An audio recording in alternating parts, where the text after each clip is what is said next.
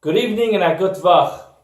I am honored to be able to participate with so many of you in this project, in this month-long campaign, the North America Inclusion Month, to focus on some details and some lessons we can take out of such a month. And by way of brief introduction, I would mention that many of you may know me or may recognize me as somebody who works alongside Rabbi Silber at Suburban Orthodox. And the truth is, it's a true kavod for me, and it's a real honor for me able to be part of such a kehillah, and I'm truly blessed to be able to work with so many of you on a day-to-day basis, and others on a week-to-week basis, and I'm truly privileged to be able to have such a wonderful opportunity to be part of such a wonderful kehillah. Many of you may know, and many of you may not know, that in addition to my role at Suburban, I have an additional role as the executive director of Menucha. Menucha is one of the beautiful organizations that our kehillah in Baltimore has, and it's an organization which focuses on bringing respite, bringing help, bringing all kinds of services to families and individuals with special needs. And it is with that background, with that role, serving in that capacity, that I have developed a true appreciation and a real soft spot to the idea of inclusion, and something which really means a tremendous amount to me. Now I'd like to share with you a few personal thoughts and perhaps a few lessons that we can learn or understand about the idea of inclusion. And I'd like to present it to you in a kind of a three-part discussion. The first question is going to be what? The question is, what is it? What is inclusion? What is it all about? And of course the answer could be very simple. You know, inclusion means to include so many other people into our circles. But often the way we'll perceive something or the way we'll look at something can be perhaps very different than the way we can actually do it and the way it actually manifests itself. I would like to introduce this with a brief story about a young boy by the name of Brad Cohen.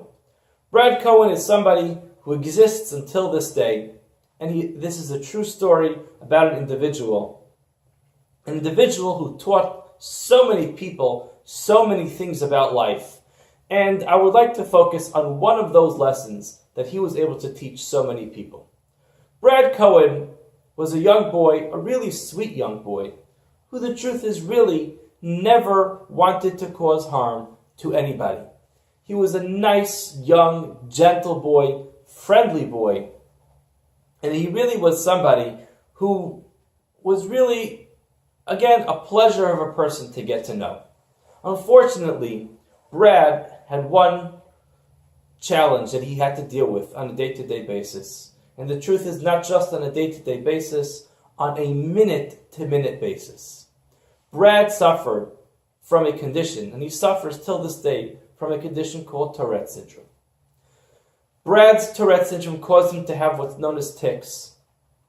And Brad would, without any premeditation, would make some of the most bizarre sounds, sometimes in the middle of absolutely nowhere. He'd be in the middle of a classroom. He can be in the aisle in a supermarket. He can be at a concert, at a speech, wherever he may have been. And unfortunately, his mind caused him to make these sounds, which really were a challenge for so many people around him to deal with. And you could just imagine what he experienced. His teachers didn't understand him. His friends didn't understand him. And so many people around him just could not understand why in the world Brad would be making these noises. And you know what? His teachers sometimes would get frustrated with him. They'd kick him out of the classroom. He was bullied in school. He was pushed around. People always asked him, what are you doing this for? And you know what? He just was never able to explain to them why in the world he would do that. But he knew it was not his choice. And just to understand what this syndrome is, what it is, what type of challenge this is, there are so many things that we do throughout our lives which we don't even bother to think about. They just come natural to us. Think about breathing. Think about blinking your eyes. I don't know anybody who makes a conscious decision that now he's going to blink his eye, or now he's going to breathe. It's just something that the brain tells us it's time to do it now, and we do it. Brad had a condition where his brain just told him, it's time to make a noise.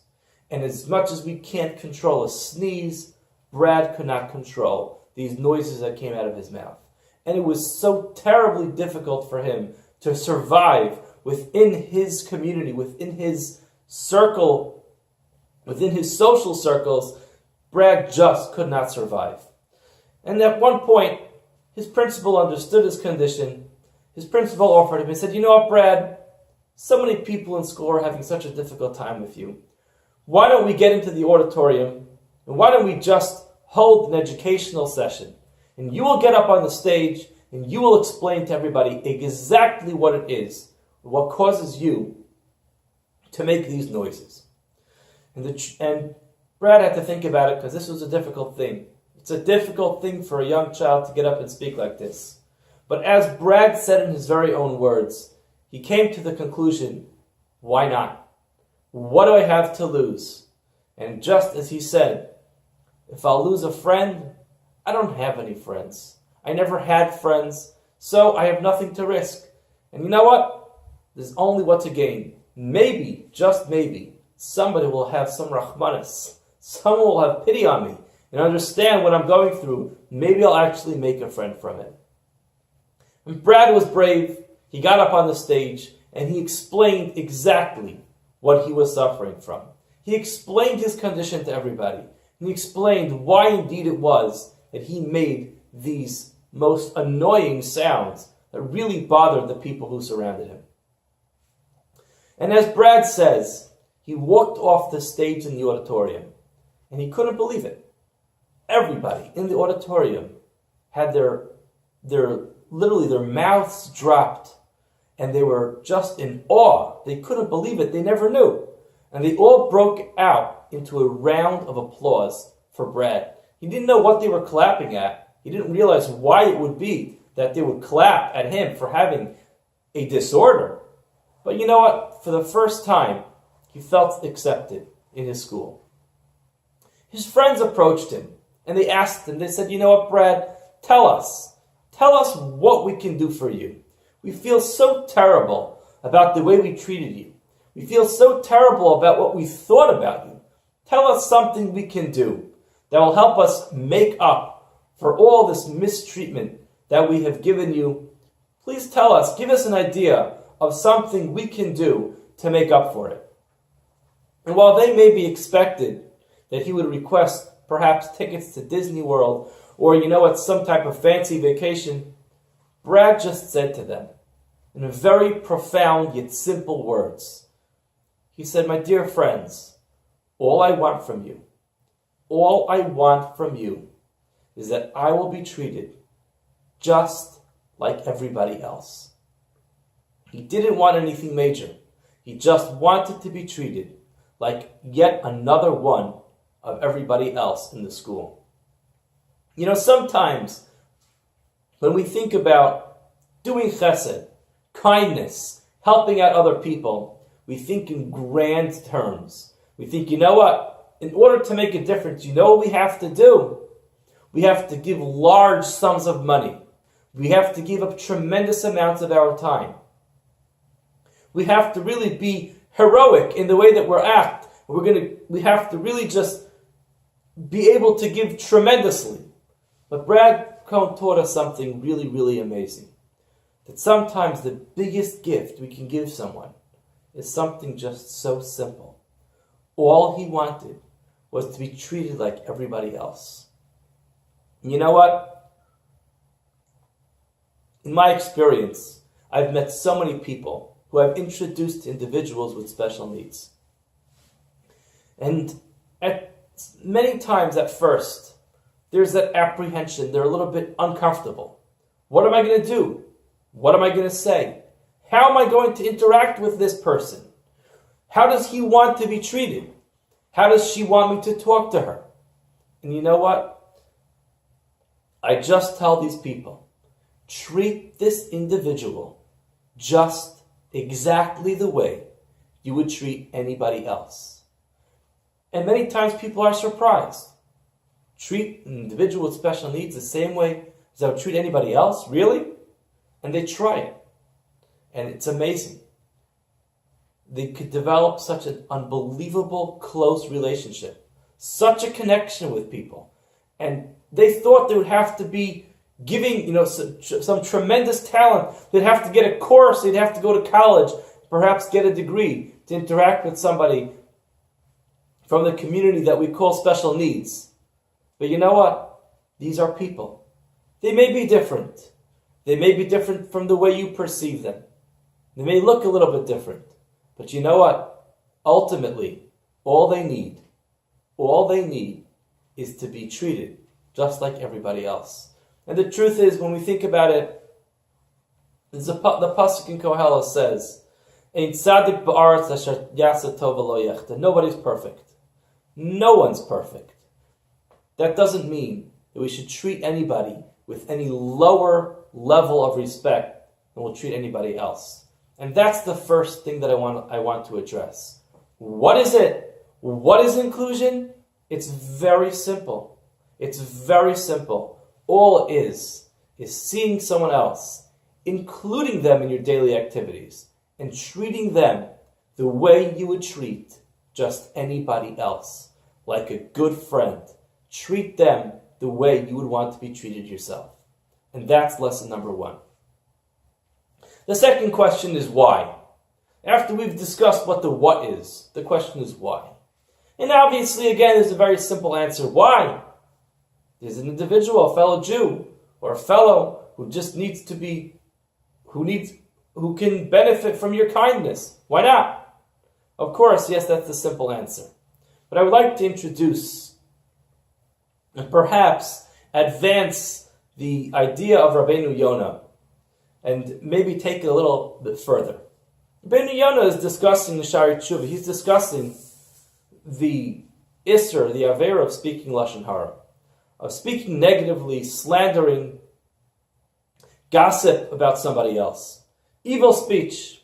And he's discussing what it is, what's at the root of this Avera of speaking Lashon Hara. And you know what? The question comes to mind.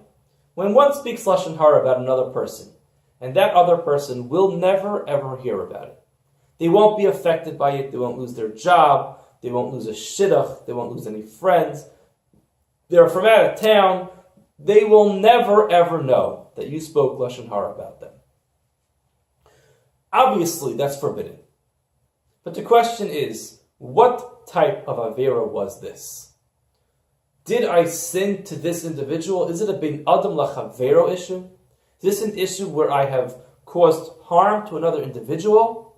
Well, it's hard to make the case, because ultimately this other individual did not lose anything from your speech.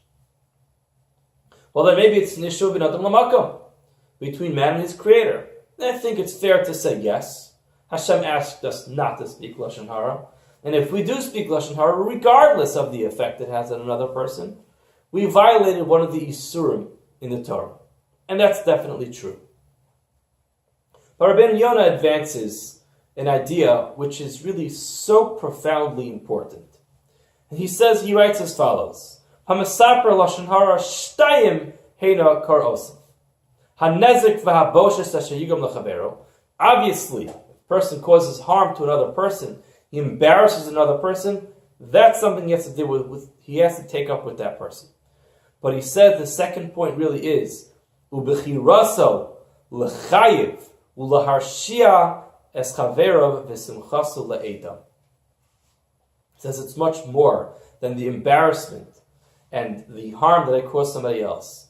It's my decision to focus on the negative aspects or attributes of another person, and for me to take pride, to be happy about someone else's misfortune. For me to go ahead and enjoy a good, juicy piece of Lashon Hara at someone else's expense. He says that's really what the problem is. And when you think about that, to whom is a person causing harm when he does that. My Rebbe Rabbi Yitzchak Berkowitz says all the time, it's Margale Bepume, he says all the time, Lashon Hara is an issue of Bein Adam Liatzmo. It's between a man and himself. When a person goes ahead and decides to focus on a negative attribute, a negative aspect of another individual, when obviously every person in the world has a wealth of advantages, has a wealth of positive aspects, and the person decides, you know what I'm going to do? I'm going to focus my attention on that one negative thing. You know who the person is really harming? He's harming himself. He's doing a disservice to himself by choosing to be negative, by choosing to find fault in somebody or something else. And you know what? This goes so much further. Ben Yonah writes, he says, what happens is he turns himself into an individual. Person's going to always look for the negative character traits of another person. He's going to look for their misfortunes. He turned himself into a person who's always just looking for one more negative thing to say. And he ends up turning himself into a rotten person. He turns himself into a big nebuch, a down person. He drives himself down into the abyss of negativity, and he just continues to live there and find all the negativity of everybody else. Ben Yonah cites a story which is brought in the Gemara of a Chacham Echad, a wise man, individual, a Talmid Chacham who was walking with his Talmidim, and as they were walking, they passed by the carcass of a dead animal. And one of his Talmidim said, "Ooh, it stinks, it's horrible. What a horrible stench is coming from this dead animal, from this carcass." And the Chacham turned to him, and as he was passing by, he said, "Wow, look at the whiteness, look at the bright whiteness that's coming from the teeth of this carcass." Now we have to understand, what is it that transpired here? What was this Chacham trying to teach his Talmidim?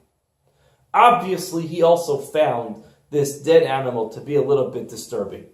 Yes, it smelled, and it was disgusting, and it was disturbing. It was uncomfortable for it to be there. So what was he teaching his Talmud? What was he disagreeing with him about? Says Rabbeinu Yonah, you know what he was disagreeing with him about? He says, who do you want to be? You pass a dead animal on the street. You want to be the person who's just overwhelmed by the negativity? Or do you want to be a person who finds something, perhaps something positive in everything that you see? And the truth is, when we think about this, does that dead carcass on the street care one kihuzeh, one iota, at all? Does that dead animal care if I say something positive or negative about it? Trust me, it doesn't. It could care less. But this Chacham was teaching something so much more important. You know what he was teaching? He was teaching that for yourself, who do you want to train yourself to be? Do you want to train yourself to be somebody who sees the negativity? You know what, my friend? You'll find it. If you want to find negativity, wherever you'll go, you'll find negativity. But you want to be a wise man, you find the positivity. You'll find something positive in everything that you see. I believe you could take this Rabbeinu Yonah a step further. It's not just about finding positive in negative things as well. There's a mitzvah ben adam liatzmo for us to improve ourselves. Not that we have to make sure we don't turn into negative people, but we can be overwhelmingly positive people when we find something positive, even when it seems to us that something's overwhelmingly negative. And as I mentioned before, it's a pasuk in Koheles, there is no perfect human being. There is no perfect human being. Every one of us, unfortunately, has a lot of negative aspects to ourselves. For some people, it's more obvious. For others, it's less obvious. Sometimes we see somebody and we're overwhelmed by what we think, what we perceive to be overwhelmingly negative either character traits, attributes, or whatever else we might find in that person to be negative. But you know what? When we look at people and we find the positive aspects in them, you know what we're doing? Forget about that person. Hashem will take care of that person. Everyone is Hashem's child, and everyone has a tselem Elokim, and Hashem will take care of every single person that He creates on this world. But you know what? For us, for me, and for you, when we see somebody who we can find something positive in, and trust me, if you look, you'll find so much, just so much overwhelmingly positive things about every single individual in this world. If you look, you'll find it. You know what else you'll do?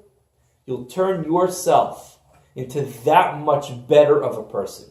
You will become such an overwhelmingly positive person, where just the opposite, Ben Yonah says, Ki Adam, Ki Yichapes Mume Bnei Adam V'Ashmasam. If a person speaks Lashon Hara, he's going to seek out all the negative aspects of another person. You find those positive aspects, you know what's going to happen? Just the opposite. You're going to go find all the positive aspects of everything around you. Your life will change. Everything about you will be that much more impressive. You will enjoy the world within that you live. You will enjoy so much more of your life if you just turn yourself to be more of a positive person. So that's number 2. Lesson number 2 is, forget about the other person. Look at yourself. You live in a beautiful world.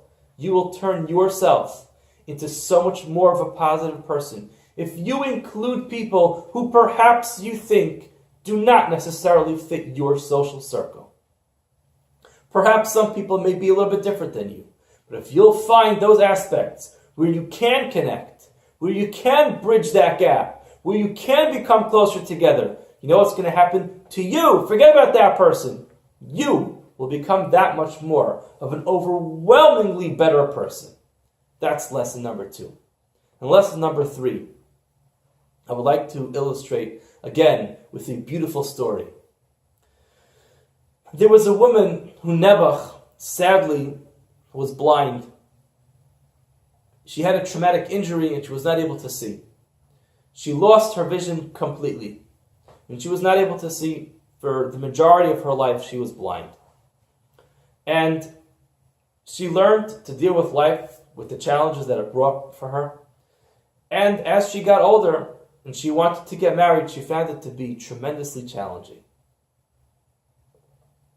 She was really not able to find somebody who was a good shidduch for her.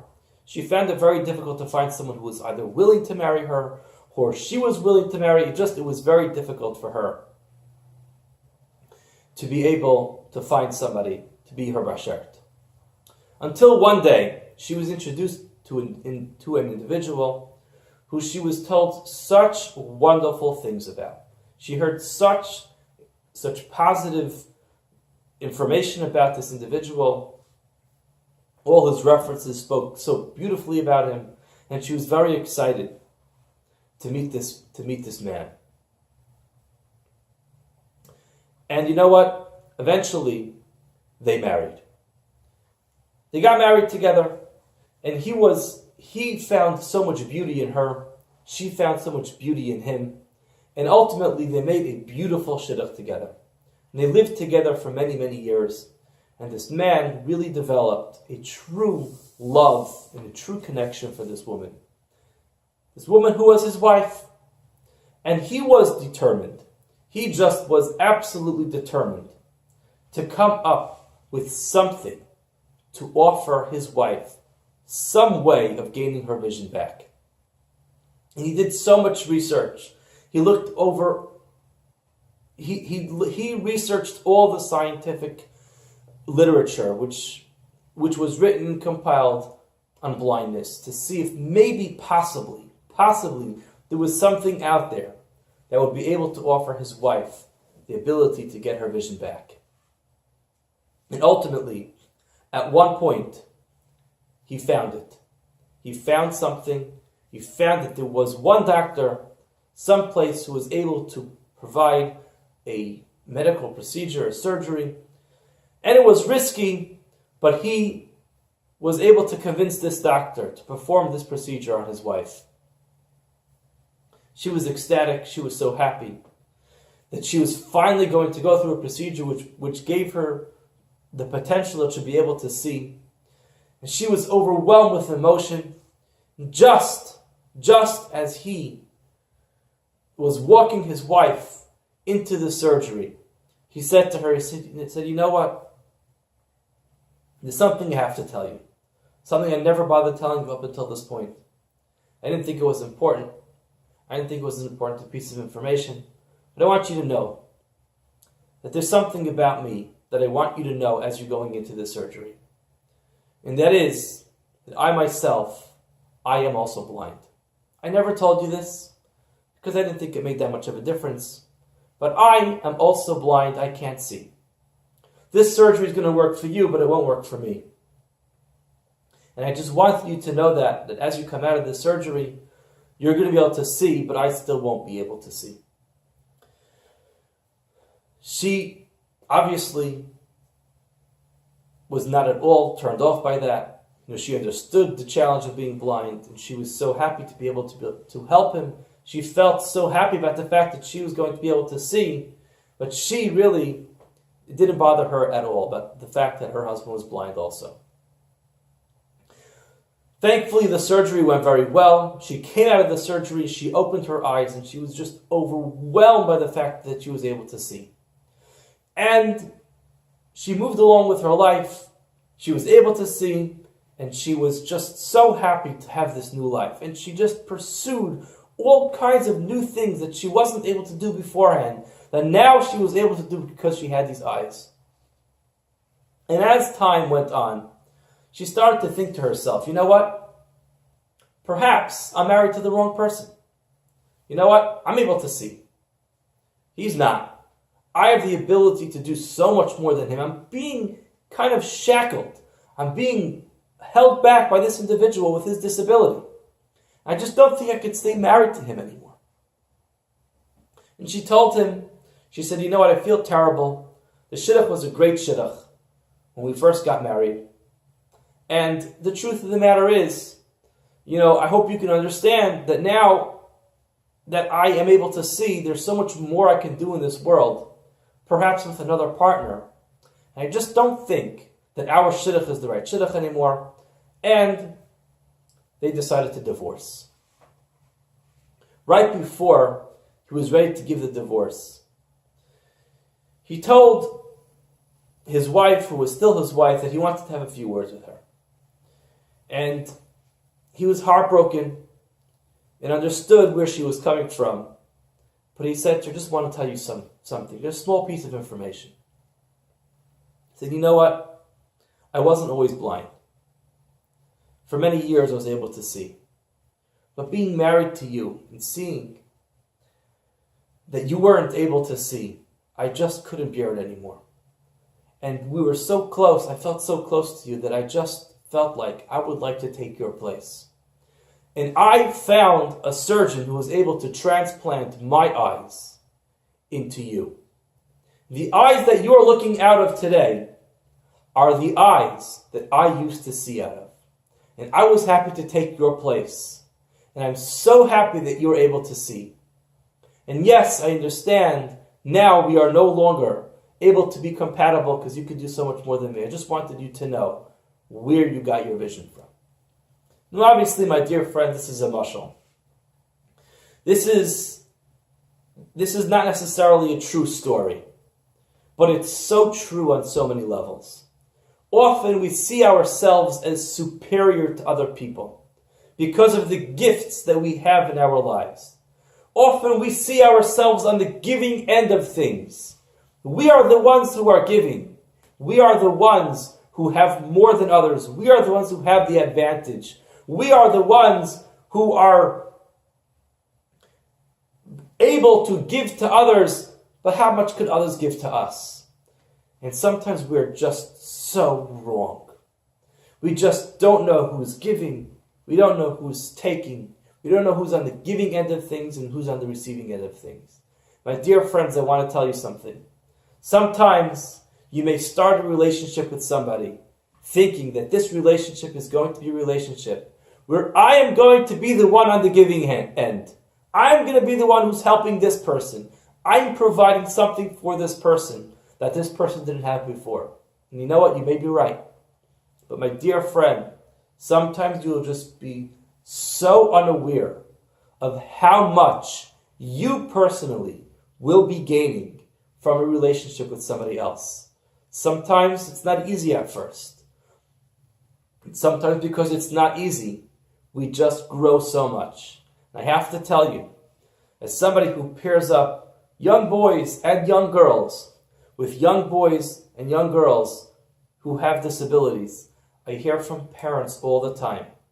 You think that it's my son or my daughter who's on the giving end? I can't tell you how much my child has changed. Their life has just changed. They've grown in maturity, in understanding, and so many aspects of their lives have really improved ever since they started this relationship with this individual.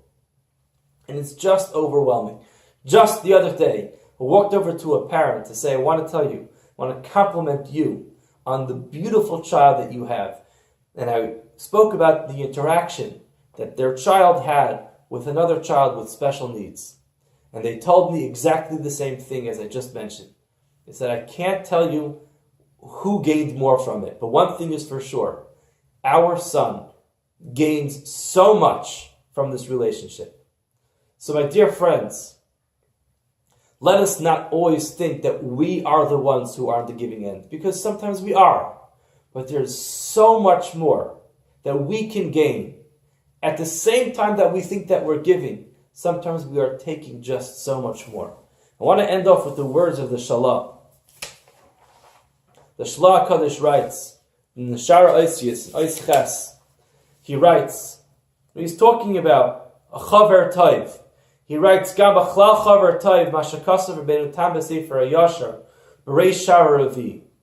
You know who's included in a good friend? He quotes Rabbeinu Tam, who writes in the Sefer HaYashar. He says, Echad be'oifani ha'avoida. One of the ways a person can serve Hashem is sheyischaber ha'adam le'anashim she'oreru la'avoida. A person should become acquainted, become friendly with people who will inspire him to a better life, to serving Hashem. Kegoyim ha'chachamim, wise people, Tamidei Chachamim, v'chasidim, people who go beyond the letter of the law, ha'aniyim v'ha'chaylim ha'shruyim b'tzaris. Says the Shalah, quoting Rabbeinu Tam, you know who a quality friend is? He equates an ani, or a chayla ha'shari b'tzar, a person who's destitute, a person who's nebuch, he's ill, a person who has tsar. He is equated with a Talmud Chacham or a Chassid. Why? And I believe it's like we are saying. Sometimes you think that a friend, a good friend, is somebody who's on your wavelength, somebody who's in your social circle, somebody who you believe to be an equal to you. But sometimes those friends, yes, you can have a great time with them, but you know who causes you to grow, you come closer to Hashem. Sometimes it's people. Of course, it's Tamidei Chachamim and Chasidim. However, sometimes it's people who have challenges, who have difficulties, who make the most quality friendships. If I could just quote from the Sefer Chayves HaTamidim written by the Pietzetzna, Rav Klein Kalman from Pietzetzna, he was, he doesn't need any of my askama. We know so much about him. But he writes as follows, something just overwhelmingly amazing. And he writes this in the chapter titled Tzivuyim Va'azharos. He writes, Ma'oid hevu zihira ba'ahavas chaverim. A person should be very, very careful with ahavas chaverim. And he writes, Talmud ben Asher lo yisgoa ba'ashrei v'Talmud ben Ani lo yiheshafel be'eni atzmi ba'ani yusay. A wealthy person, don't become too caught up in your wealth. He says the same thing a person who is poor. Don't be ashamed of the fact that you're not from that wealthy society.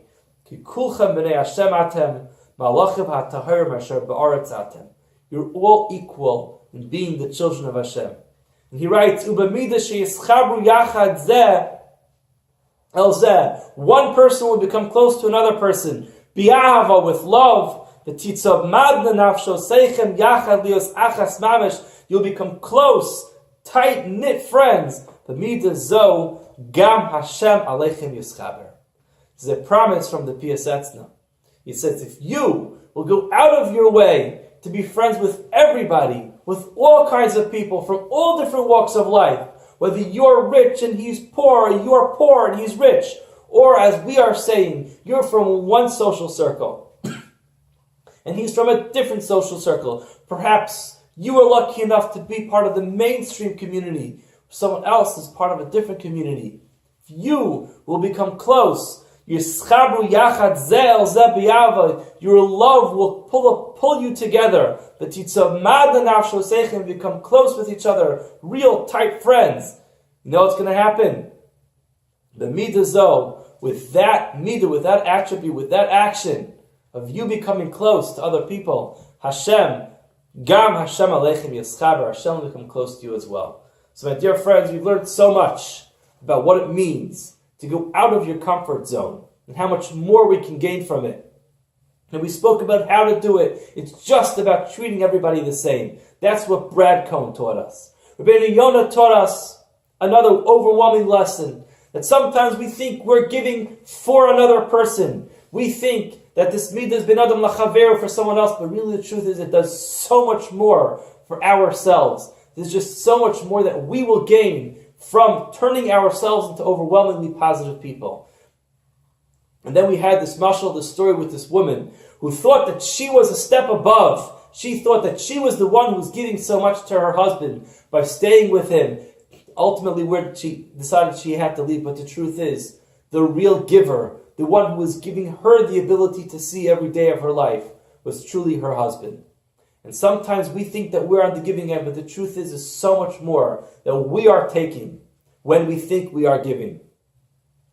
And yes, the Shalah teaches us from Rabbeinu Tam that we will come closer to Hashem. Our avodah with Hashem will be increased through becoming friends with people with Talmidei Chachamim, Tzadikim, Chasidim, and yes, people who have challenges. And yes, we have the promise from the Piasetzna that if we will indeed embrace everybody equally, we'll include everybody into our social circle. B'midah zu gam Hashem Aleichem Yischaber. Hashem will become close to us. It should indeed be the will of Hashem. Hashem should be with us. Hashem should embrace us. Hashem should bring the ultimate Geula Shalema B'Karayv. Amen. Thank you so much for listening.